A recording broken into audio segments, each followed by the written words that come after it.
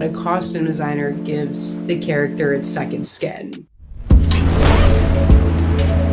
Bear, I love you so much. I don't think I could live without you. Action.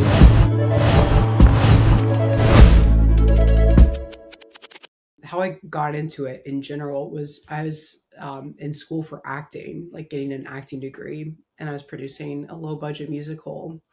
And we're like looking at the budget sheet, and I'm like, we cannot afford a costume designer. And I was like, you know what, F it, I'll just do it. Like I like clothes, like why not? Like I'll do it because I can probably figure it out. And I did it, and I ended up winning like a national award for those costumes.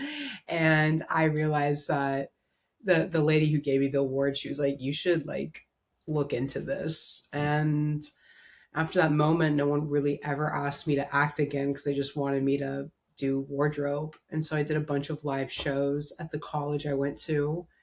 And then when I left college, I got into celebrity styling, like assisting. And while I was assisting, I did freelance. So I assisted like everyone and their dog in celebrity styling. Like anyone you could think of, I probably assisted them. And through that, I was also doing like small pickup jogs, like music videos, short films, any and everything. And then I booked Obsession while on an overnight shoot for a music video. And I wouldn't say there was anything, one specific thing that got me into Obsession. But when I booked Obsession, one of the things that I was like, before I did anything for it, I was like, I want this to look like how 20-year-olds dress today, because there's nothing out there right now that I feel like truly, honestly, 100% actually reflects the way Gen Z dresses in real life. And that was like such a huge thing for me. So I feel like instead of a movie, it's more that like I wanted to like, I was like inspired by life and inspired by like the irritation of watching film and TV and always wanting to see myself when I watched film and TV and never really getting to see that. And so that's what I wanted to like give an obsession to people. So Obsession was your first feature you've ever Yeah. worked on. That's crazy. Yeah. It's a really crazy thing. If you really think about it, yeah. Well, it's also, I mean, it just shows you as well, like you were working on a music video and somehow that led to this opportunity. And it's like, you never know who's watching you work. And so you always have to Yeah. do your best. That's what I tell people. I'm like, I treated every small job like it was the biggest job I ever had, or if it was the last job I'd ever had. And it's crazy because people used to tell me I was too intense or cared too much. And I was like, there's no such thing. Because I wanted to outdo myself every single time. It didn't matter what the job was. It could have been the smallest, most meaningless job, but it meant something to someone somewhere. So it was like I had to put meaning in it. You never know. Yeah, it's such a great quality. Before we dive into Obsession, how would you describe what a costume designer does in your own words? In my own words, I would say that a costume designer gives the character its second skin. If this was a video game and you're going to like pick out all the physical qualities, you're going to pick out their skin. And their skin is just as important to the world as is the words that come out of their mouth. So how they are physically portrayed is so important. And people who think there is no value to it are respectfully completely wrong. A costume designer is there to bring the physical presence of a person so that the audience is able to understand who that person is and how they feel about themselves, how they compare to the world, how they compare to the people around them. And we bring that physical representation before words are even spoken. And if that is done correctly, it allows the audience to dive into the story very quickly and connect very quickly. I mean, it's interesting because you really have to understand the characters to be able to style them for something like this. So I'm curious, like when you got the script and you read it, was there a lot of questions you had for Curry, like after you read it on each character? How did that kind of collaboration work when you were concepting all the costumes? this is the gift of actually having that acting degree, is that my favorite thing when I was an actor was breaking down scripts and breaking down characters. And so when I read Obsession, um, I actually read it twice through. The very first time I read it, I read it and then I like flipped the pages over and I was like, gotta read that again. Like need to get that one in there one more time. Um, but it was interesting. I actually, this is a fun fact. I booked this job before I met with Curry. I booked the job before I even met Curry at all. Wow. And so the producer had a hunch and she was like, I think you're the person for the job. And then she just direct blind booked me for it. And so when I met with Curry, we get on a Zoom call and I'm like, I'm your costume designer. Hello. Here's everything I have. And so I just blind pitched to him, actually, which is like pretty crazy to think, like looking back now, how I just, oh, hi, kitty. It's kind of crazy now looking back to think that I just blind pitched to him everything. Um, but there were a few questions I had, and there were a few notes he gave me prior to our call. And so the notes were very, very simple. They were like, Bear wears his grandpa's sweaters. And so that was like, something I actually naturally had that idea. I think just because his name was Bear and the Yeah. personality of the character. Some of the questions I had were mainly regarding Bear and kind of like what state is he in to get him to the point that he has to make a wish on a stick? Like what is the mental state of him and what kind of depression is that? Because depression physicalizes in multiple ways. Like people wear and do things differently physically when they are suffering some kind of form of depression or sadness. And so like some of my biggest questions to Curry were like, we got to figure out what that is because I need to be able to portray that to the audience, what he is experiencing behind closed doors. And that's kind of how I came up with that first costume with the Aztec sweater and the PJ pants. It's really ugly when you look at it, but it's also really nice to look at it. It's like Yeah. I have a really deep love hate relationship with it, which is good. You're supposed to, and I wanted it to feel really chaotic and depressing, so that when you see him the next time at trivia night, you can see who this person is behind closed doors when no one's looking at him versus what he wants to present to the world. And so that was a huge part of discussing stuff with Curry. But a lot of the stuff um, that Curry and I discussed, I just got really lucky and I just had Curry's taste and Curry has my taste. We have a very aligning taste when it comes to like what we physically want to see. I mean, we're born in the exact same year and we're both from the South. And so I kind of realized over time getting to know him that we just have a lot of the same taste and we really love like the 90s and like stuff from the 90s, so like those big scrunchy socks, like we both are naturally drawn to stuff and shapes like that. And when I pitched to him at first, it was actually really funny. He got on the meeting, he was like, I think Nikki, when she shifts after the spell, I think she should be dressed like a 1950s housewife. And I was like, Mm. wow, so like you're going to see nothing like that in this presentation, but I would love if you could hear me out. Because I kind of went more in the direction of her using her sensuality and the art of seduction, which we actually ended up adding that book later in when we did reshoots.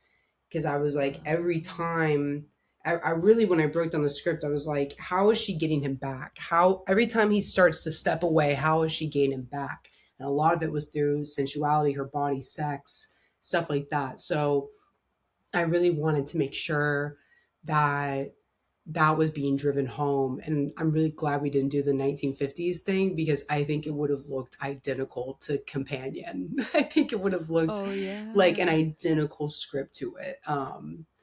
And I remember when Companion came out, I like texted him and I was like, aren't you so glad we didn't do that? Because like this would have looked just like it physically. I also think it's more realistic. I don't think he actually meant that with what he wanted. I think he wanted more of a vintage feel to it. He just didn't know how to um, say it. I was his first costume designer ever, like that Oh he wow. got to work with. So um, sometimes our meetings would just be like me teaching him terms of like, okay, like this is that. Like if you want, like sometimes when you're meeting with directors who you can tell like don't know how to verbalize clothes, and this is Hmm. really common. Like a huge part of my job is just helping people translate what they want. And so like when he says like, oh, I want like her to look like 1950s housewife, what he actually means is he wants there to be a vintage aesthetic to her, because the Hmm. One Wish Willow is vintage, the music store is vintage, the whole film has a vintage taste to it. He has a vintage taste to everything he does. And so I kind of started understanding that like, oh, it's not that he wants a 1950s housewife, he wants a vintage touch to everything. And so I did do that for a lot of her stuff, but I still made it modern. Yeah. But yeah, a lot of it is like you're just trying to like hear what people say and then be like, okay, I think you mean you want this, not Yeah. that.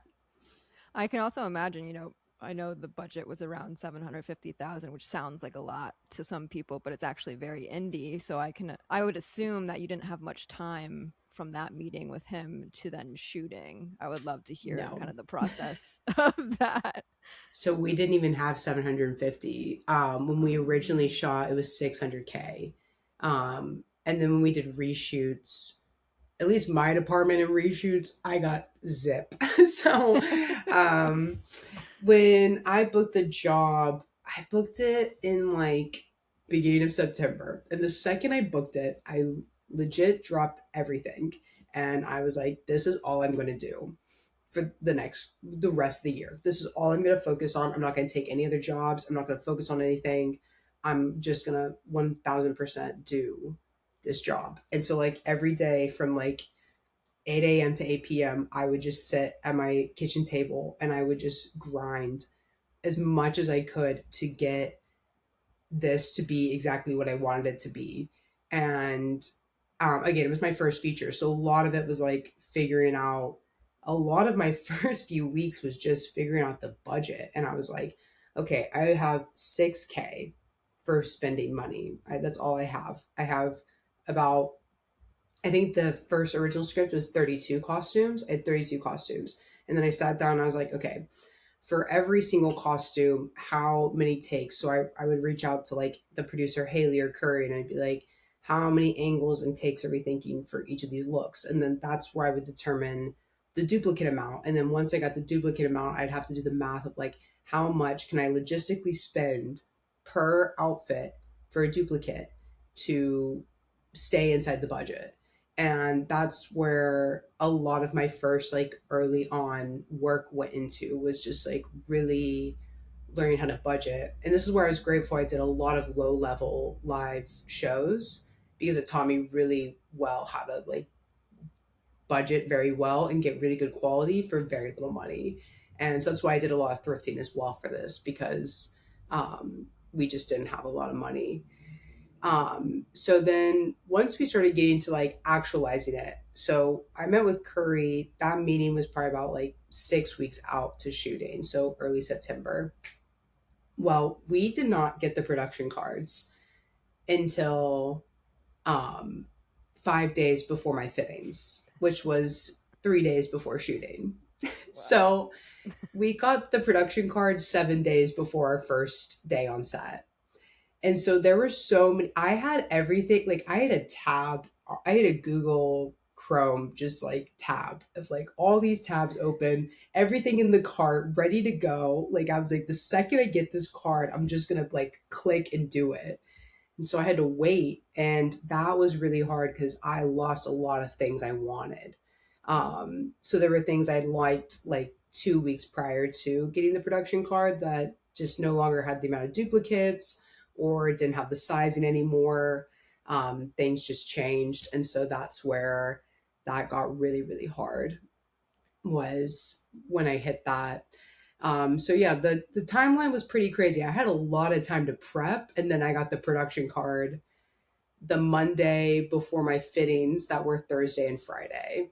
And then Friday we did a camera test, and so I wrapped up indies fitting on a Friday, and I packed all those costumes into my car immediately after the fitting ended, and then we drove it to set, and then I put her in that costume to be there for the camera test. And it was so funny because I remember being like, well, I guess that's what she's fucking wearing, because like I can't go back on this now, like that's what she's wearing.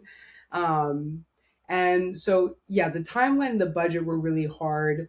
It was really hard because I was doing it also completely by myself. Like I Mm. had very, very little help on this for my department. And that was like very hard because everything kind of fell on me. And that was fine. At the time, I didn't really know any different. Now that I've had more help, I'm like, I would never do that again. I would never put myself in that position where I didn't have someone else to fall back on. Because it's really hard. And so like there were so many things in that early part of it where I was like, I really wish I had someone to help me here, like just with Yeah. returns or going to stores and stuff. Because you're one person, and your shopping timeline for stores is like 11 a.m. to 7 p.m. essentially. Mm. So anything out of that is unavailable. And what's really hard is like there's meetings during those times, or like you need to do this or you got to go pick up that, and it's like it starts to get really hectic with everything involved when you're just one person, because you can't be in multiple places. Yeah, I mean, like continuity wise, you have to keep track. I mean, I don't know if they had a script soup. We didn't until the last week. So I was my own supervisor, yeah. Like doing that, and then also like I don't know, I'm sure you had to like steam things and just make sure that everything was like looking like it was supposed to. Like I can Yeah. only imagine. I would be the first person on set every day. Like legitimately, I when they'd ask me what time I'd like to get there, I would say when's the earliest I can get there.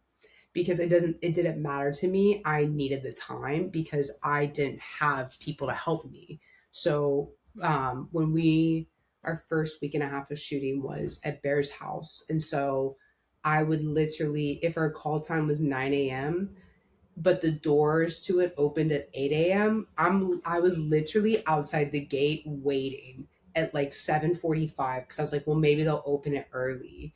And like to the point that the guy who owns the house like literally learned my name just because I was always standing there at the gate, because I had to get in there and steam all the clothes. I had to prep everything because the second the actors get there, I got to put those clothes on them, and everyone needs to be ready for filming, and I can't hold up production.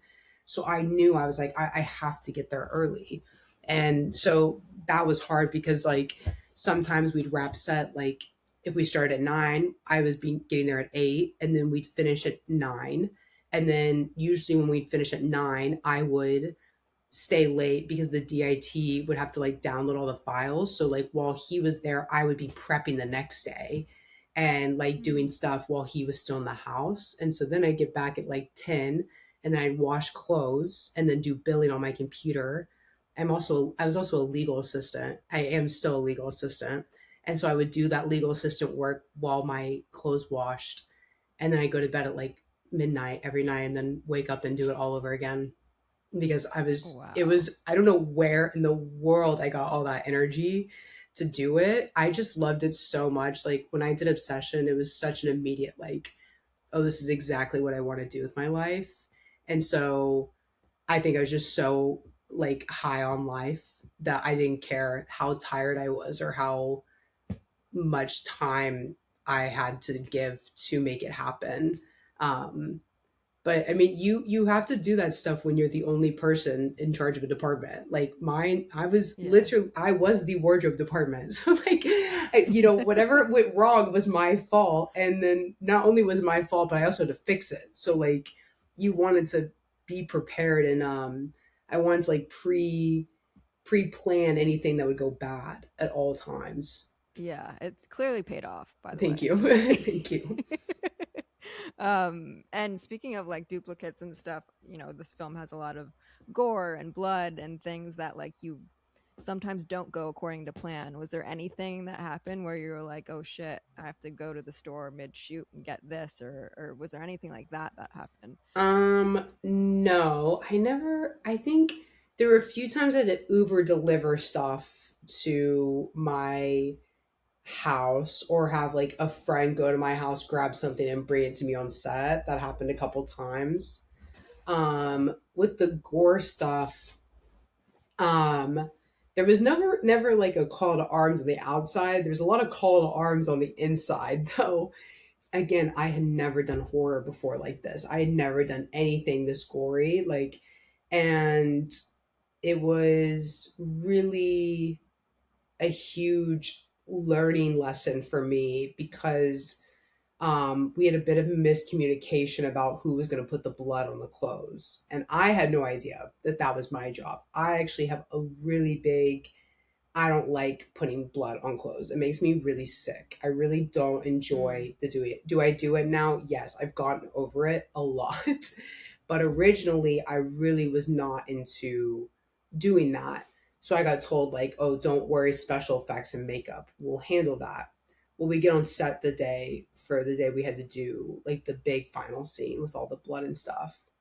And I had to pre prep the blood. There's multiple stages of that blood that's on him, and we had to like kind of pre prep all of those. And I get to set Mhm. that day, and they were like, "Oh no, you're doing the blood on the clothes. Like you need to do it." And I'm like, "Okay, well I don't have blood, nor did I know what I'm doing with that. Like what color should it be? How what color does blood turn when it sits on oxygen for a long time? Like all these questions." And I was like so stressed. And I was like trying not to cry. I wore like an idiot wore like these brand new pair of overalls I just bought.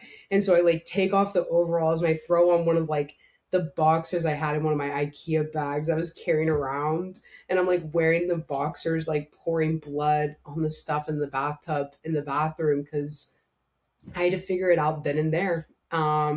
So that was a really big learning lesson. It made me really uncomfortable. And this is the hard part of like, it was my first feature. And obviously, like, my career is definitely in a very different path line than most people that work in my career. And the hardest part is your lessons are very big and they're very hard and they're very fast. And you have to usually solve them and learn them all within a span of like 5 minutes. And so that was a thing I had to like live and learn and understand very quickly. But thankfully, to the makeup and special effects people on set, they were very kind to me and like took the time to teach me how to like pour the blood onto the sweater. Because I was like, well, do I wipe it with my hand? Do I pour it? Like, what's the best thing? Because we were we were filming that final scene 3 weeks before we filmed the scene with the blood squib that was shot onto Mm. him. So like I was like, how do I pre-predict that?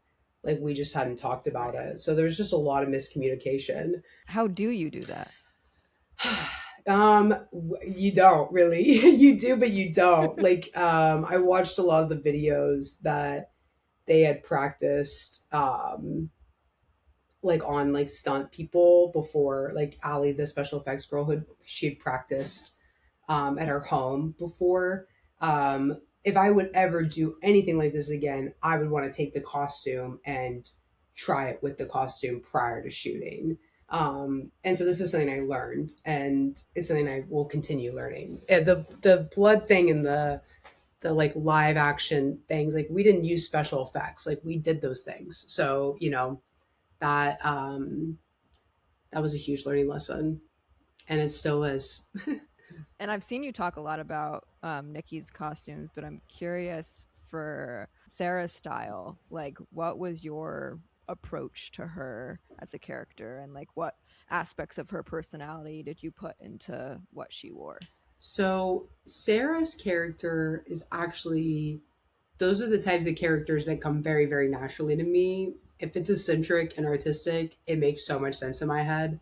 I actually struggle more and have to put a lot more thought and thinking skills into characters like Nikki, like that kind of like all American girl next door kind of look. That's harder for me. Mm.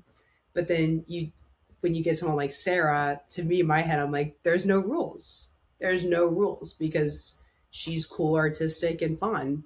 Um, so for Sarah, like the only thing Curry said to me about Sarah was that he wanted her to wear like big, chunky, cool boots. And I was like, done. We can definitely make those happen. And so that was kind of like a huge like driving force for it. But I really just wanted Sarah to like feel very cool and relaxed and like very similar to Nikki, but different in a very, very artistic way. Obviously, she's a tattoo artist. I wanted like a lot of jewelry, lots of like fun, unique pieces on her. And I also just wanted her to feel kind of like, in a way, not a black sheep, but obviously like too artistic for the town she lived in. Too different, Mhm. too. And same with Nikki. Like, I wanted them to kind of feel like they kind of didn't belong in this small town. Like, they're kind of meant for something bigger in a way. And when it comes to Nikki, one question I had when I was watching the film was when she put her bag down, there were like charms or something on Yeah. it. Were there any like Easter eggs in those charms, or like how did you choose what ones were on there? I chose one that I found because it had these like little like Native American totem pole little pieces on the end of a dice, and it just kind of looked respectfully demonic. And I when I saw it, I was like, that would be so cool to kind of do because it's bright red, and it's the only thing on that purse that's like super bright red. And so I really wanted to do that look. That's about the only Easter egg. Honestly, a lot of the pieces I just picked for the charms was stuff that I thought she would resonate with. And some of the charms are actually like indies charms as well. There's like an Eiffel Tower on it, and there's like those brown beads as well. Those are also indies. There's kind of a mixture of us just adding charms to it. Unfortunately, though, for the audience, there is not a lot of Easter eggs on it. I just thought I kind of went more for like the feeling versus like the Easter egg. Looking back, I wish I kind Yeah. of would have done some Easter eggs in it, but Next one. next one. I mean, Sorry, guys. speaking of just kind of like it being out in the world and people dissecting every little frame of it, looking back outside of that, do you wish you would have changed anything? Or are you like, this is actually how I would do it again? Listen, it's so hard for me to watch that movie because all I can think is like I would do this so much better. Now like what I've learned since shooting that, I'm like I can just do this so much better. But the thing that I always remind myself is like something so beautiful about all of this is that yes, I did it by myself and that was really hard, but out there is this like work of art. There's this movie that the costumes are just 100% me and like everything I put into it. And for that time, that version of myself, that is absolutely the best I could have done for that. And like, thank goodness I just put everything I have into everything because I had no idea that this movie would do what it's doing right now. And Yeah. so, yes, I would absolutely change like so many things. I would do things so much better, but I wouldn't change what it is because that version of me existed at that time, and it's kind of beautiful that that exists in itself. That's such a healthy perspective. I need to take that for anything that I It's do. so hard. I almost vomited the first time I watched. I literally like only watched like this part of the screen when I first watched the film because I was just like, the first time I saw it, I was like, what take did they use? What frame? Like, what? Because Yeah. sometimes you're watching takes and like, every time I watch the movie, I'm like, where was I during this? What happened? How long was this take? Did I have time to readjust in this? And I just didn't. Like, I'm constantly like thinking about, you know, what I could have done better.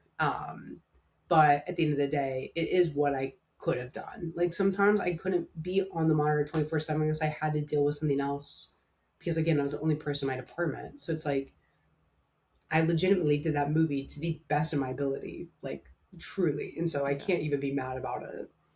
Look at when you watched it, was there anything where you were like, oh shit, I hope they don't notice that? Or was it pretty like buttoned up?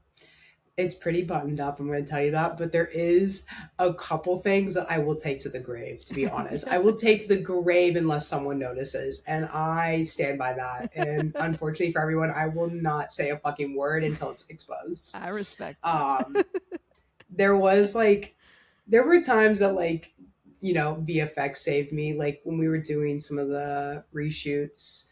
And she's like in the bra, the might pack, like we could see it definitely. So they just like added more hair to the back of her head to cover it Yeah. better because the wire has to be there and it just kept sticking out of her hair a little bit. And so like when we were shooting, I was like, can we fix that in post? And they're like, yeah, that's easy. And I was like, Yeah. but some other stuff I'm going to take to the grave. You Okay. guys already know that. um, Unless someone will eventually notice it and it'll be a Reddit thread and that's okay. But yeah. as of right now, we don't have to talk about that. I respect that. Has there been any like takes online that you're like, oh shit, it's a weird take, or like a- anything you've seen? Dude, sometimes people are saying stuff that I'm like, wow, did not think of that, but that is genius, guys. They're like creating dots to connect. Dude, it's crazy. It's so insane. People are like, well, I like you did the strapless thing to constrain her arms. And I was like, wow, I did not do it for that reason, but that is genius. And I'm not going to argue with you on that. People are saying that the tiger stripe top is a call to the cat. And that is Oh, not the case, but it is quite funny. And I yeah. really think that's really good. And I'm not going to argue with people on it. I I think you're right. I would. think they're You're all right. right. Yeah. Someone was like, do you dress him like Billy Madison, Cooper's character, Ian, at the party night? And then I looked up Billy Madison and I was like, dang, it does look like I dressed him up like Billy Madison, but I did not. But again, these are all those things that I'm like, that's so funny because I mean, everything we all do is like monkey see, monkey do, but sometimes I don't see what I'm monkey doing. It's funny. You don't think about all of the things that you have to do on set as you're watching someone's film, but I saw a post where I guess you ran over the homeless person's clothes to make it more weathered. Yeah, bro, we had no time. It was like we shot that at the end of week 2.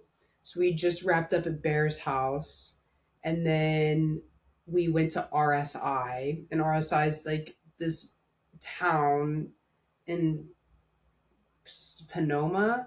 And it's like it used to be for like the mentally unwell and they built a town for them to all live in. Well, the town no longer exists, but now it's just a big film lot essentially.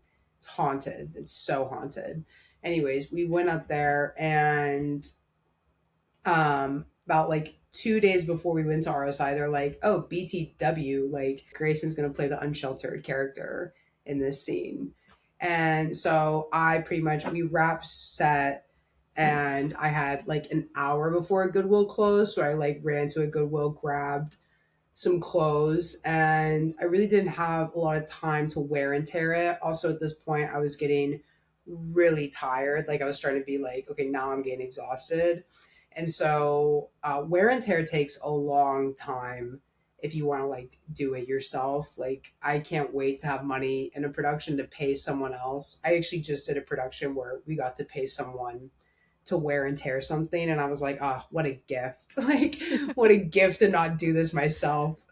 But the we just didn't have a ton of time before RSI and so I pretty much have a gravel driveway and I put his clothes down in the gravel driveway and I just ran over them over and over again to wear and tear them. Oh my god. And yeah, How many sometimes I do times do you that. have to do that to I did it like 4 times in my gravel driveway, and then I took it outside to like the black asphalt and then did it.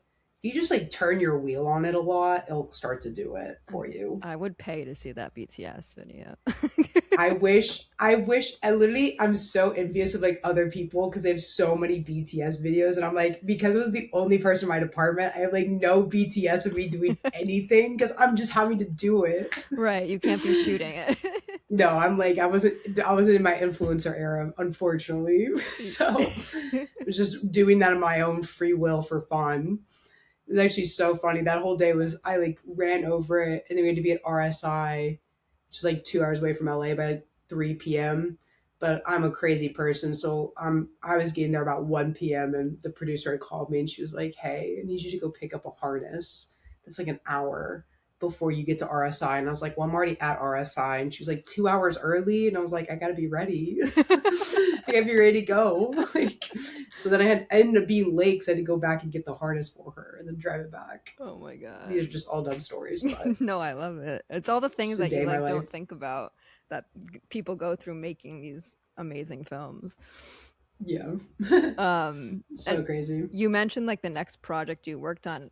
Did you get jobs just based on being Obsession, or because it wasn't out yet, it didn't really like translate yet for your next gigs?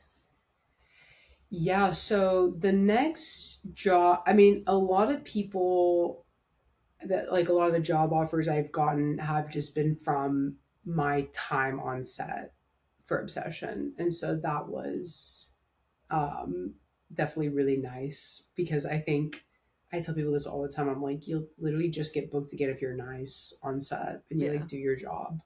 Like, I think the one thing I can promise is that I'm on time, I'm accountable, and it's going to get done, and I'm going to do it well. Mm-hmm. And I'm going to be nice to people while I do it, which is like literally like the best thing you can offer people when you work It's with them for 12 rare. hours. Yeah. Yeah, which is so crazy. People will come up to me and be like, oh, you're the nicest costume designer I've ever met. And I'm like, what do you mean? This job is so fun. Like, this job is hard, but it's also at the same time, I'm like, I'm literally playing dress up. Like, at the end of the day, like, can I really be mad at like anything? Like, we're literally playing pretend with a camera right now. Like, Yeah. it could be worse. I could be saving lives. I could have pressure on myself. Um, but yeah, so after Obsession, I did the second unit for fall 2, and that was like 5 days of shooting. And then I didn't book a feature.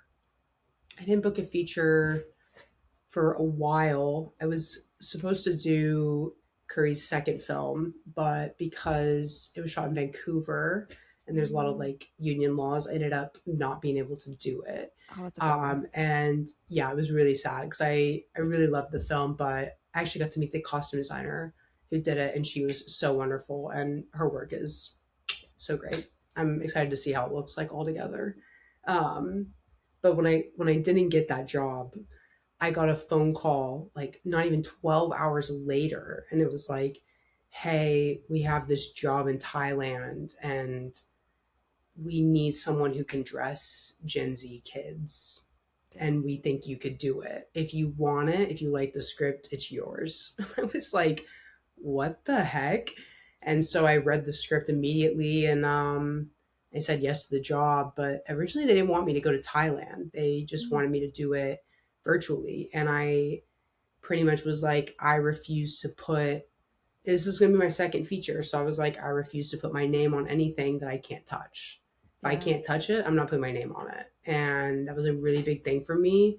I think it's something I could do maybe later on in my career, but for my second feature, I was like, no, Also, I'm not. good for you for like knowing what you needed. Yeah, I just knew in my gut that I was like, it just wouldn't be smart to do that. And I just don't want to throw. People are already asking me what I did next, so it's like, I obviously want that to have, like, I wanted it to be good. So that's how I got that job, was pretty much they just wanted someone to dress someone like Gen Z. Yeah. And honestly, I used to be really like against this whole idea of like, oh, I don't want to get pinholed into just doing Gen Z stuff. And I was like, well, why not? Because honestly, if I'm the person who can do it correctly, then I'm gonna, like, why can't I be that person to do it? Right. And I feel like it's so nice to like see so many people comment and be like, oh, it's so wonderful getting to see people who actually dress like me in a movie.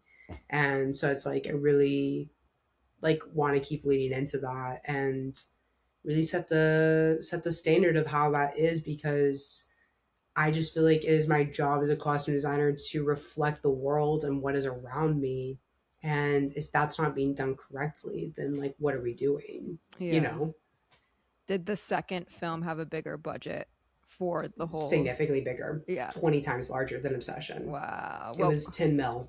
So shit. it was, yeah, it was literally like I was like, oh, they were like, I was like, what's my budget? And they were like, 20K. And I was like, okay, what do I do with 20K?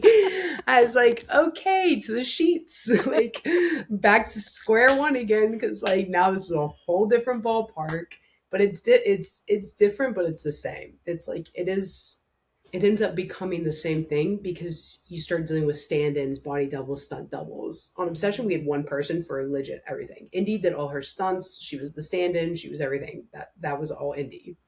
Now I'm working with Indy again, and she's got like three different stunt doubles, a stand-in, a body double, like all these different things. And I'm like, you have to have the costume for them too because sometimes they're shooting the stand-in while they're shooting indie, so you have to have multiple costumes, and so then the budget just ends up being just as small because of the amount of them you have to have. It's crazy. Yeah, also It's so cool you insane. got to work with her again on your second. Yes, I was super pumped about that. I really love getting to work with her. It's like my favorite collaboration. She's like, I think does a really great job of like pushing me out of my comfort zone to try new things and try new like angles and stuff, but she also gives me a lot of trust, which is like really beautiful. And you weren't just the only person in the department for this one. You had, No, no, yeah. I had like 8 people. I had so many people with me. It was so amazing. Oh my god.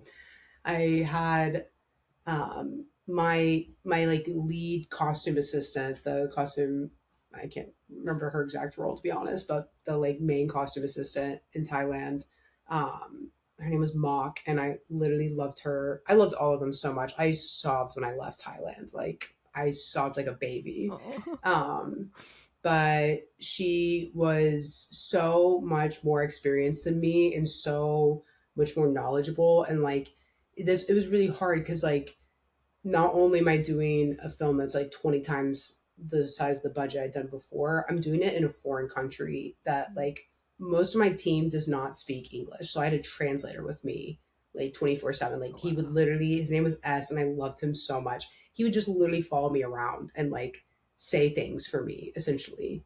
Um, and um, like I had to learn a whole new shopping I had to learn a whole new world of like how shopping and costume pools went because it's completely different than in LA. Mm. And so there was a lot of struggles. So like Mock being as experienced and as knowledgeable as she was like the only reason that film worked out for me. Like she was like my backbone. Like there were so many times people would ask me questions and I would just look at her and be like, what would you do? Because I don't Yeah. know. And I really need your expertise here. Um, and I have like no shame in like not knowing stuff. And I literally was just talking to someone on the phone the other day about this. Like, she was like, what's your best advice to give to someone younger? And I was like, have no shame looking stupid. I will look so stupid asking a question because I'd rather look stupid asking it than look stupid when I don't ask it. And then I'd Mm. go ahead and do it anyways. Like, Right. And then you can't really I'd fix it. much, yes, yeah, like, it's like way better to look like an idiot early on than it does at the end of the game, you know? Yeah. No, that's so, and I'm sure like there's like different exchange rates and like money things that you have to take into account. Oh, I was constantly converting. Yeah. We had budget in the US, so I did Indy's looks in the US. So I fit her before I flew to Thailand.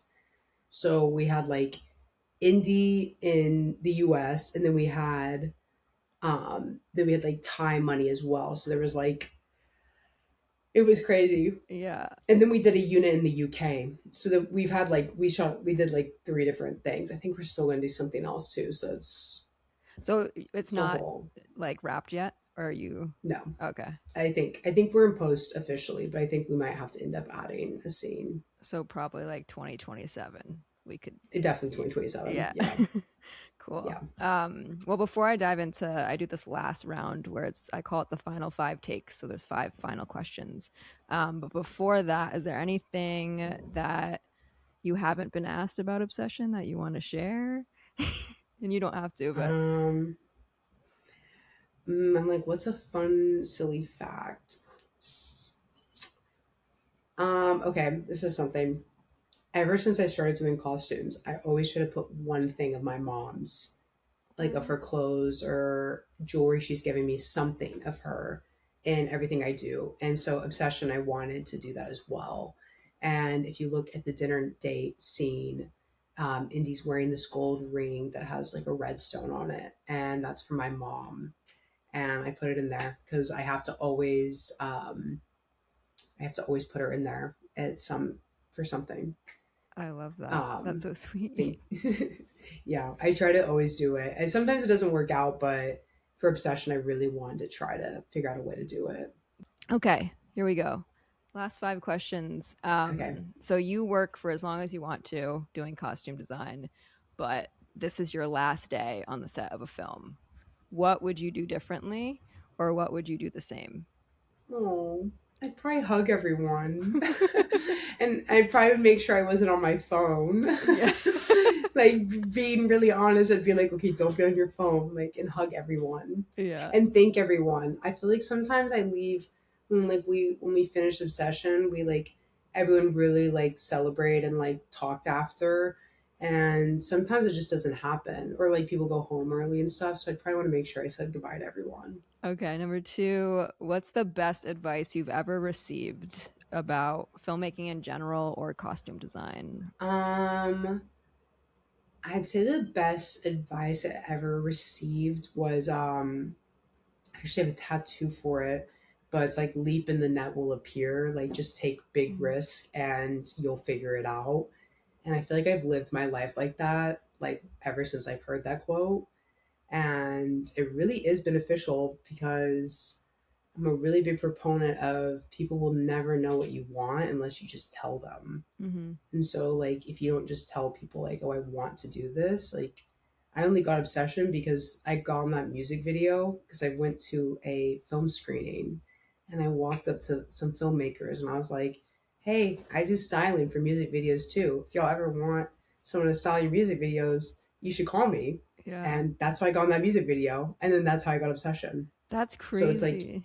yeah, so it's like you never know, and so like you should just start tell I would just start telling people what I wanted, even if I Mhm. had nothing to my name. Who cared? No one asked. I just said it with such conviction that they believed me, you know. Yeah. What's the worst advice you've ever received?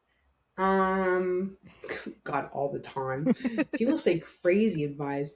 um I don't know the worst advice I've ever received. Oh, I think, sorry, Dad. My dad said this to me once, and I just don't agree with it. He's a criminal defense attorney, so I think in his industry it works. But he said you're too soft for the world, and I Mm. have found the softer and kinder I am, the better it works out for me. And I think in his world, in his career, no shade to him, I think it really works out for what he does. I Yeah. think the less soft he is, the better it works out when you're dealing with people who murder people. But for me, I feel like that was not good advice. What was something you used to believe about whether it be styling or costume design that you now have a changed perspective on? I used to believe that it wasn't political. The what you book and what you get is not political. It is so political. Mhm. So many things that you will not get in this industry because of political or logistic reasons or budgeting reasons. And that was really a hard thing for me to understand. Um, Especially because like I will be wanted for jobs and then get kicked off for logistic reasons or Mhm. like not be able to get it because of logistic reasons. And that was like a very harsh very harsh awakening for me as in my journey. And I'm definitely better with it now, but it's really hard at first. You think everything is like based off skill or talent, and it's really not. It's actually based off a lot of politics and availability Yeah. and time and place. Like it's all just like there's so many more factors than just are you good or not, you know. Does it make it less personal to you now that you know that? Like, Yes, yeah. absolutely.